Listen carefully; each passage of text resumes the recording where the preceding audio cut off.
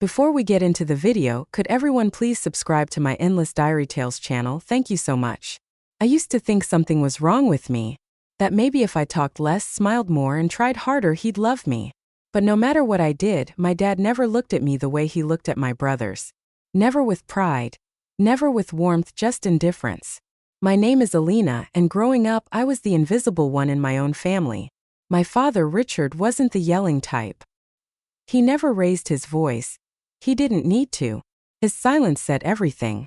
When I got straight A's in middle school, he barely nodded. But when my brother Jake passed a single class he'd been failing, Dad clapped him on the back and said, "That's my boy." I was 12 when I first realized it. It was Father's Day. I'd spent hours making a card, decorating it with glitter stickers and a poem I wrote myself. I handed it to him after dinner, my little heart bursting with hope. He glanced at it, muttered, "Thanks," and went right back to watching the game on TV. 5 minutes later, my brother Ryan came in, tossed him a store-bought mug that said "Number 1 Dad," and Dad acted like he'd just been handed a trophy at the Super Bowl. I remember standing there, card still clutched in my hand, wondering why mine wasn't enough. That's what it always came down to. I was never enough. Ryan and Jake were the golden boys. Ryan was the athlete, always breaking school records and getting write-ups in the local paper. Jake was the smooth talker, charming teachers, relatives, and anyone who crossed his path. And me? I was the quiet one, the moody one, the girl who spent too much time in her room writing stories or drawing. My mother used to try to balance things out. She'd hug me tight and whisper, "You're special too, sweetheart." But even she knew the hierarchy in our house. If Ryan wanted the last slice of pizza, he got it. If Jake needed money, Dad handed it over, no questions asked. I once asked for a new sketchbook and Dad said, "What's the point? You'll quit halfway like everything else." That cut deeper than he'll ever know. At dinner, I'd sit quietly while Dad asked my brothers about their plans, their goals, their day. He never asked me, not once. If I spoke up, it was usually met with a dismissive grunt or forced smile. I learned to stay quiet, to not interrupt the boys' spotlight. But inside me, something was growing. Not just sadness, something sharper. Anger, a determination I couldn't yet name. I started working harder, pushing myself to excel, not because I thought he'd notice, but because I wanted to matter to someone, even if it was just myself. I stopped trying to win his love. Instead, I focused on building a life he couldn't ignore. A version of me he'd have no choice but to see. I was tired of being the forgotten daughter. One day, I promised myself he'd remember me, not as the quiet girl he dismissed, but as the woman who changed everything. If you ever walked into our house during the holidays, you'd think you were watching a commercial for the perfect American family. Laughter echoing from the kitchen, my brothers throwing a football in the backyard, Dad grinning with a beer in hand. But I knew the truth. I knew what it felt like to be the background in someone else's highlight reel.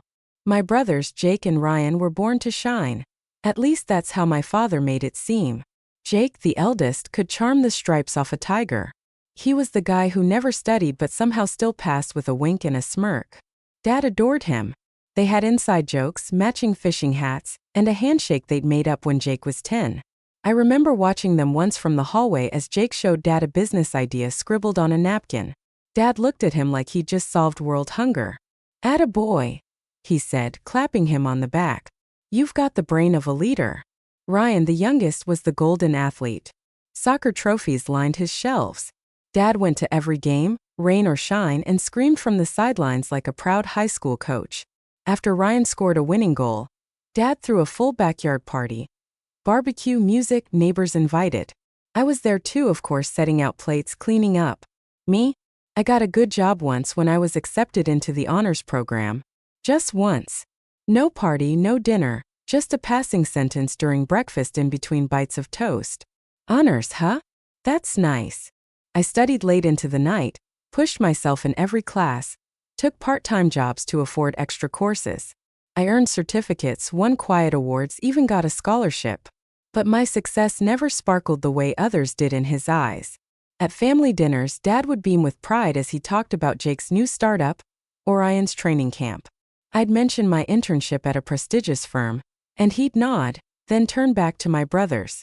"Anyway," he'd say, "Jake, tell them about that investor meeting." The message was loud and clear. They were the main event. I was the intermission. But the most painful part? I didn't hate my brothers. They were never cruel to me. They loved the spotlight, sure, but they didn't shove me into the dark. It was my father who did that, and I couldn't understand why. I tried everything, being helpful, being independent, being successful. Nothing worked. Sometimes I wondered if he even realized the way his favoritism crushed me. Other times I knew he did and just didn't care. I told myself to let it go, to focus on myself, to not need his validation. But deep down I still wished for it. Just once I wanted him to say, "I'm proud of you, Alina." Not because he had to, but because he meant it. That moment never came, but another one did, one that would change everything. Not in the way he expected, and certainly not in the way he wanted. It was supposed to be my moment, the culmination of years spent burning the midnight oil, sacrificing social nights, and drowning in self-doubt.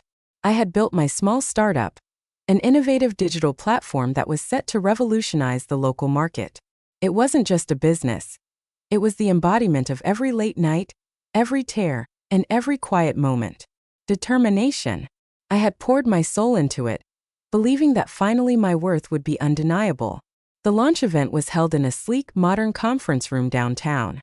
Investors, local press, and industry leaders poured in, their eyes full of curiosity and anticipation. I took the stage with a trembling mix of excitement and fear, my heart pounding as if trying to escape the confines of my chest. I began to speak about my vision, the countless hurdles overcome, and the promise of a brighter future that my platform represented. The room was silent, hanging on to every word I uttered. For the first time I felt seen, really seen, for what I'd achieved on my own merit. After the presentation, the energy in the room shifted. Handshakes and congratulations flowed in. And I even caught snippets of praise from seasoned investors who saw potential in my work. With a cautious smile, I made my way to a quieter corner, allowing myself a brief moment of relief and pride. Yet, as the evening progressed, that pride would soon be shattered. Later that week, the family gathered at home for a celebratory dinner, a habitual reunion that was as much about showcasing accomplishments as it was about displaying hierarchy. In the softly lit dining room, my brothers arrived with their usual effortless confidence, each exchanging stories of victories and milestones. The air was thick with unspoken triumphs that had long been crystallized into our family's tradition of favoritism. When the dinner began, my father, Richard, took his customary seat at the head of the table. Conversation flowed, but inevitably the topic turned to achievements. I expected a moment of quiet acknowledgement, a nod, a word of respect, but instead the narrative swiftly pivoted. My father, with his practiced ease, began recounting the family's latest feats. "Ryan hit his third home run this season," he said, his voice brimming with pride, pausing for laughter from the gathered kin. "And Jake, I hear you've sealed another major deal for your new venture. Fantastic work, son." His words rolled out like well-rehearsed lines at a family play, each one earning its due applause. I cleared my throat, attempting to insert my voice into the conversation. "I've just launched my own venture," I began, hopeful, but before I could elaborate, my father interjected with a dismissive gesture. Yes, we know you're busy, dear," he said lightly, almost as if he were referring to an insignificant chore. The room fell into a brief, awkward lull. A few nods were exchanged, but no one picked up on my intended pitch of triumph. That brief dismissal, that cold interruption, sent a shock through me. I remembered the countless times I had announced my small victories only to have them reduced to mere background noise, overshadowed by the loud accolades of my brothers. In that moment, the weight of every ignored effort, every snub, every compliment, and every unspoken disregard crashed down like a tidal wave. Angie had been sitting there amidst the clamor of celebration for my brothers. I felt a fierce burning clarity. I realized that no matter how far I climbed or how many milestones I reached, I would never be acknowledged by the person whose approval I had craved for so long. It was in that heart-shattering instant that I understood I could no longer play the quiet part in this tragic family drama.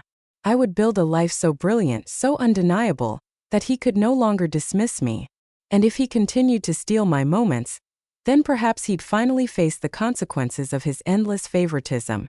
After that dinner, something inside me shut down, not out of anger but clarity. I stopped trying, not in the sense of giving up, but in the sense of no longer seeking approval that would never come. I didn't argue, didn't explain, didn't ask to be heard anymore. I simply went quiet. I started spending less time at family gatherings and more time in silence, just me and my goals. I moved out of the city, rented a modest but quiet apartment on the edge of town, and dove into my work like it was oxygen. The startup that I had launched, barely noticed by my own family, was now my world. It didn't pay much at first. I had weeks where dinner was just toast and instant coffee. I had to take freelance projects on the side to stay afloat. There were nights I cried quietly under my desk, questioning if I was even built for this. But for every doubt, there was a flicker of determination. I had no one clapping for me, no one cheering me on, but I was finally building for myself. I learned to fix bugs, write pitches, handle rejections, and chase clients with a kind of hunger only someone used to being overlooked could ever understand. Some nights I would scroll through social media and see photos of Jake at business conferences with Dad by his side, or Ryan holding yet another trophy with a caption about making the family proud. I'd feel that familiar sting like a wound reopening, but I didn't let it stop me. Instead, I'd take a deep breath, close the app, and get back to work. My success wouldn't come from applause, it would come from perseverance. I grew in silence, no fancy updates, no family newsletters, just long nights, stubborn effort, and the occasional client saying, "You're the only one who actually listened to what we needed." Those words felt better than anything my father could have said because they were real. After a year, the company started gaining traction. Our user base grew, a niche investor found potential in what we were doing, and poured in seed money. I finally hired a small team, people who, like me, knew what it felt like to be underestimated. Together, we built something incredible. Still, I stayed quiet. I didn't send out the usual holiday emails. I didn't show up at family events with success stories to toss around like confetti. I let them assume I was the same girl in the background living small. That's how I wanted it. But within me everything was changing. My posture shifted, my voice got firmer. I wasn't afraid to take up space anymore. I didn't need their validation. I had found something better. I had found me. For the first time in my life, I made decisions without second-guessing. I bought my first car on my own. I signed the lease to a sleek office space with floor-to-ceiling windows, and I did it without needing someone to tell me, "Good job." I became the woman I had once only dreamed of becoming, the one my younger self thought she had to become for them. But now I was doing it for me. In all that silence, I was building something far more powerful than a career. I was building freedom. I still remember the first time I walked past a mirror and didn't flinch. My reflection didn't look like the forgotten daughter anymore. She looked like someone who had clawed her way out of invisibility and created a life of her own design. And it wasn't loud or flashy. It was quiet strength, the kind that doesn't beg to be seen but can't be ignored. Soon they wouldn't be able to ignore me either, not after what I was about to do. I hadn't been home in almost 2 years, not for birthdays, not for holidays, not even for the obligatory phone calls. The silence was mutual. No one reached out to check on me, and I didn't expect them to. That's the thing about being forgotten. You eventually become comfortable with your own absence. But this year I made a decision. I replied to the annual Father's Day dinner. No explanation, no follow-up, just a simple "I'll be there" in the family group chat. The reactions were a mix of emojis and passive silence. I could almost feel the awkwardness through the screen. The night before, I stood in front of a sleek black luxury car in a dealership showroom, signing paperwork under a fake last name I had legally changed to after launching my business. They wouldn't even recognize it. None of them had ever asked what I was doing or who I was becoming. Next to me sat a small black envelope. The edges were crisp, the paper heavy and expensive. Inside was a single legal document that would change everything. Father's Day arrived. I dressed carefully, not to impress but to remind myself who I had become. Confidence in every inch of fabric, power in every step. When I pulled into the driveway, the car's engine purred like a warning. My siblings were already there, clinking glasses and laughing on the patio. Dad was at the head of the table, grinning wide, drink in hand, the favorite role he played so well. His eyes flicked toward me, and for a moment, confusion broke through his usual smugness. Then a smile. "Well, look who finally decided to show up." Everyone turned. I could feel their surprise and judgment settle into the air. I smiled politely. "Hi everyone, happy Father's Day, Dad." The dinner was the same mix of forced laughs and subtle jabs. Jake talked about his new condo. Ryan bragged about another promotion. Dad nodded and beamed like a king surrounded by princes, and then came the moment. I stood up slowly, the quiet drawing everyone's attention. "I brought something for you," I said, looking directly at Dad. I walked outside, leaving the door open behind me. Moments later, I drove the luxury car into the driveway, sleek black, impossible to ignore. I got out, walked back inside, and laid the small black envelope on the table in front of him. "For you, Dad. Happy Father's Day." Gasps rippled through the room. "Is that a car?" Jake asked, squinting toward the driveway. Ryan leaned forward. "Wait, you bought that?" Dad looked from the keys to me, completely stunned. He picked up the envelope, his fingers trembling a little. "What's this?" "Just open it," I said quietly, my voice calm and steady. Everyone leaned in as he slipped the paper out. For a second, his expression didn't change. Then his eyes started darting over the page, and slowly his face drained of color. His jaw clenched. "What is this?" he barked, now glaring at me. I gave him a long, unreadable smile. "Read it carefully, you'll see." And with that, I turned, walked out the door, and got into the car. I drove away as the shouting started behind me, because that envelope, it wasn't just paper. It was the ownership document of the company that had just acquired the firm he worked for. His job, his pride, his status, all now under my control. Happy Father's Day indeed. The house looked the same, tastefully decorated, spotless, cold. My mother moved in and out of the dining room like a silent shadow, refilling glasses and smiling at jokes that weren't funny. My brothers were already a few drinks in, and the air felt thick with old habits and unspoken rules. I sat quietly at the end of the table, the black envelope resting in my purse, heavy like a heartbeat. The car keys were tucked safely into my coat pocket, parked just outside the window in full view of the driveway. The conversation swirled around me like I wasn't even there. Ryan talked about his latest investment win. Jake cracked jokes about people who still rent, and Dad, of course, nodded in approval, soaking in the pride like sunlight. "So how's business, Dad?" Jake asked, lifting his glass. Dad chuckled. "Busy as always, but not everyone is cut out for this kind of pressure. Takes real backbone." He looked at Ryan. "Good thing I've got two sons who aren't afraid to lead." I raised an eyebrow but said nothing. It wasn't even subtle anymore. Then he glanced down the table toward me. I could feel the moment shift before he even opened his mouth. "And then there's the loser sitting at the table," he said, gesturing toward me with a smirk. "Still pretending to be the black sheep, huh?" The laughter exploded. Jake nearly choked on his drink. Ryan laughed so hard he had to slap the table. My hand stayed folded in my lap. I didn't blink, I didn't smile, I just waited.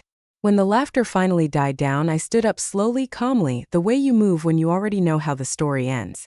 "I actually brought you something, Dad," I said, pulling the envelope from my purse.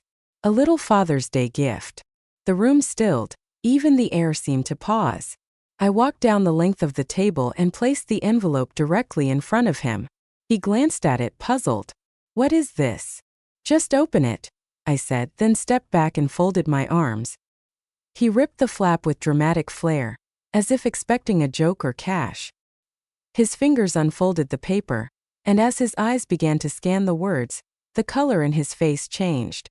First confusion, then disbelief, then a slow creeping horror. "What the hell is this?" he asked, looking up at me, eyes narrowing. "You remember Anderson Tech, the company you've worked at for the last 10 years? I said softly. "It's under new ownership." A beat. "I bought it," I continued, "through a silent acquisition effective last week." The silence was immediate, deafening. I leaned in slightly and added, "So no, I'm not the loser at the table. I'm the woman who just became your boss's boss." His mouth opened, but no words came out. Jake looked pale. Ryan dropped his fork. "And that car out front," I said, glancing toward the window. "That was part of the presentation, but I'll be taking it with me now." I turned without waiting for permission, walked outside, and slid into the driver's seat. The sound of the engine roared to life, and just as I pulled away, I heard it. His scream from the open front door. It wasn't anger, it was fear. The car's engine hummed steadily as I drove away from the house. I kept my eyes fixed on the road, the weight of what I had just done settling into my chest. It wasn't about revenge anymore. It was about something much deeper. For years, I had let myself shrink in the shadows of a family that never truly saw me. And now I was standing tall, casting a shadow they couldn't ignore. But the weight of the moment wasn't the only thing pulling at me. I knew what was happening behind me. I could picture it as clearly as if I were still sitting at that table, hearing the deafening silence that followed my words. I wasn't there anymore, but my actions would speak louder than anything I could have said. Back inside, my father's hands were shaking as he held the paper. He looked from it to his sons, his lips moving as though he were trying to find words that wouldn't come. I could see the panic beginning to bloom, creeping through every muscle in his body, spreading like a virus. "Dad," Jake asked, his voice suddenly small. He stood up, coming around to where Dad sat frozen, the paper still gripped tightly in his hands. "What's going on?" Ryan, the ever-confident one, had already stood up as well, trying to peek over their father's shoulder. "What is that? It looks like..." Wait, is that real?" Dad didn't answer. His eyes were glued to the document, his fingers skimming the words but failing to make sense of them. The words on the page were simple enough, but for him they were a death sentence. I could already hear their questions in my mind. The panic, the disbelief, the frantic rush to understand what was happening. They'd always relied on him for answers. Now the answers were slipping away, and there was nothing they could do to stop it. Finally, Jake couldn't take the silence anymore. "Dad, what does it say? What's going on?" Dad looked up, his face pale, his mouth opening and closing like he couldn't catch his breath. "It's a transfer of property," he muttered, his voice weak. "A reversal of assets. All of it. The company, the house, my shares." The panic in his voice was palpable. His sons froze. Ryan blinked in disbelief. "Wait, you're telling me this document means she owns everything?" The realization hit them like a slap. The silence deepened, but this time it wasn't awkward, it was suffocating. My father had always been the pillar, the one everyone turned to for stability. But now he was the one on his knees, his empire crumbling before his eyes. His sons had no idea how to process it. Jake staggered back from the table, his face going red. How could she do this?" he hissed, his voice rising in anger. "She's nothing. We're the ones who worked for this. How could she?" Dad held up a shaking hand, his mind still trying to catch up with the magnitude of what had just happened. "She's not nothing," he said, his voice cracking. "She's everything." Ryan's eyebrows furrowed, his earlier cockiness replaced with uncertainty. "What do you mean, Dad? What's going on? How could she?" "She owns it all," Dad said, his voice barely a whisper. "She owns the company, she owns the house, everything. Everything I've worked for, it's hers now." The words hung in the air like a death sentence. The sons who had once worshipped their father, who had seen him as the king of their world, were now faced with a reality they could hardly comprehend. They hadn't even considered her as a contender. To them, I was the shadow, the forgotten one, the one who wasn't enough. But now I was the one who held the power. "I don't understand," Jake said, his voice shaking now. "How could she? When did this happen? Why didn't we know?" Dad finally looked up, his face etched with defeat. "She didn't want you to know. She didn't need to tell you. She doesn't need us." Ryan took a step back, trying to collect himself. "But how did she get this much? How?" "She didn't ask for anything," Dad said, his voice cold now. "She just took it." The room was frozen in disbelief, the wake of the betrayal of my quiet, calculated rise settling over them all. For the first time in their lives, my brothers were forced to confront the reality they had been so blind to for years. I was not the failure they thought I was. I was the one who had worked silently, without the applause, without the validation. And now everything they depended on was mine. My father let out a long, ragged sigh. "She's smarter than I gave her credit for," he muttered, his voice barely audible. "And I'll never be able to take that back." The fear, the panic, it was all there, written on their faces, but for me it was the start of something new. The start of me taking my place in the world, not as the forgotten daughter, but as the woman who had finally earned her right to be seen. I didn't look back as I walked away from that house. The weight that had been holding me down for so long, the constant need to prove myself, the hunger for approval that would never come, finally lifted. I had made it, not because they'd recognized me, but because I had recognized myself. The phone buzzed with messages. The family was scrambling, trying to figure out what I had done, why I had left so suddenly, and what that paper meant. I knew they would be in shock, especially my father, but I didn't care. I had already taken what I needed from them. The power to stand on my own, to walk away from everything I had once thought I needed. I wasn't the girl they always ignored. I wasn't the daughter they thought they could control or dismiss. I was my own person now, free from the chains of their expectations. As the evening went on, I knew they were probably still sitting there, staring at that paper, trying to comprehend the magnitude of it. My father, who had always dismissed my efforts, would now understand what I was capable of, but it would be too late. All those years of neglect, of treating me as second best, had finally caught up with him. The house would never be the same. The balance of power had shifted, and I was no longer the one they could manipulate or overlook. The siblings who had always competed for his affection, who had never seen me as a true equal, would finally understand that I wasn't just a side player in their world. I didn't need their approval. I didn't need their love or their recognition. I had created a life for myself that didn't depend on them.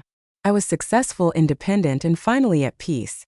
And when I looked at myself in the mirror, I saw someone who had fought for her place in the world, someone who didn't need to look back to know she had one.